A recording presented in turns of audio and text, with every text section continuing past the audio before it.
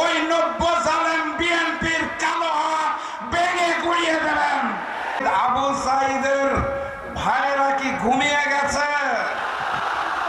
আপনারা যদি জেগে থাকেন তাহলে আমার এই এলাকার মা এবং বোনদের ইজ্জত নিয়ে ছিনিমিনি খেলা হয় কোন সাহসে?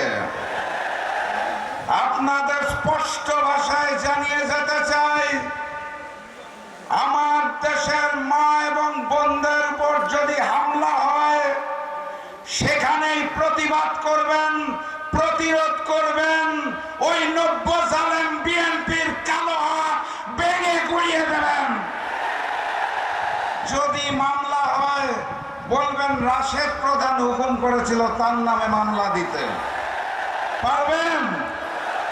আলহামদুলিল্লাহ। এই যে আমার বাম পাশে একটা কলেজ, নবাবগঞ্জ সরকারি কলেজ, 1987 সালে ছাত্র সংসদ নির্বাচন হয়েছিল। পুরা প্যানেল জিতেছিল শহীদি কাফেলা ইসলামী ছাত্র শিবির। ভিপি হয়েছিলেন আজকের বর্ষিয়ান নেতা নুরুল ইসলাম বুলবুল, এখানে বসা আছে। এরপর আর কোন ছাত্র সংসদ নির্বাচন এখানে হয় নাই, কারণ তারা হারার ভয়ে খেলতে চায় না। জাতীয় নির্বাচনে এই চাঁপাইনবাবগঞ্জে হারার জন্য আরো 3 জন খেলতে এসেছে, তাদেরকে বলুন হারুন। যারা হারার জন্য খেলতে এসেছে তাদেরকে বলুন হারুন। দাঁড়িপাল্লার 3 জন জিতার জন্য এসেছে, সেবা করার জন্য এসেছে, তাদের বলুন জিতুন। এখানে আসন কয়টা?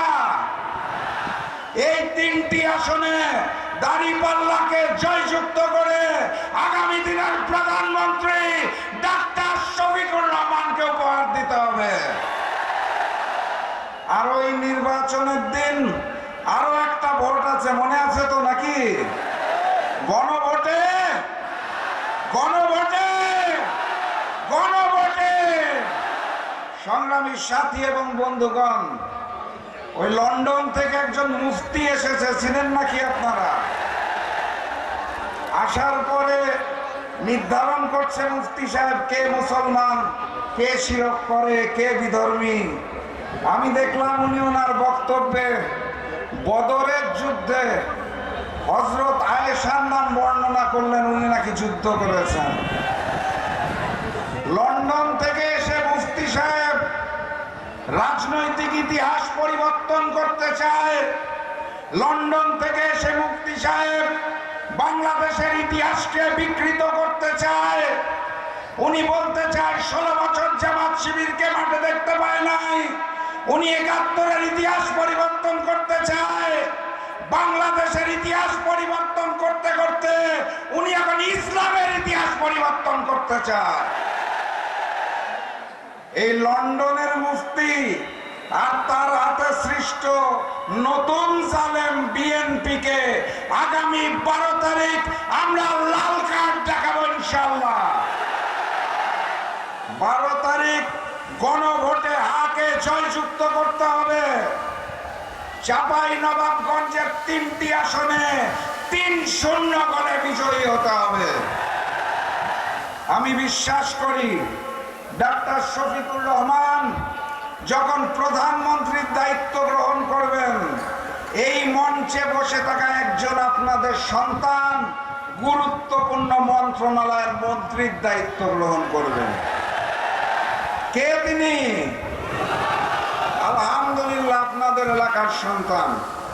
কিন্তু আমি স্পষ্ট ভাষায় জানিয়ে দিতে চাই, ওই যারা হেরে যাওয়ার ভয়ে নির্বাচনকে নানাভাবে প্রশ্নবিদ্ধ করতে চাচ্ছে, ওই বিএনপি যারা ডাক্তার শফিকুর রহমানের সোশ্যাল মিডিয়া অ্যাকাউন্টে হ্যাক করে নারী বিদ্বেষী পোস্ট দিচ্ছে, সেক্রেটারি জেনারেল জামাতের তারটাও হ্যাক করা হয়েছে, যারা নির্বাচনে নিশ্চিত পরাজয় বুঝতে পেরে এখন তারেক রহমানের আই হ্যাভ আ প্ল্যানের ষড়যন্ত্র শুরু করেছে, তাদেরকে 12 তারিখ অনেক রুখে দিতে হবে ইনশাআল্লাহ।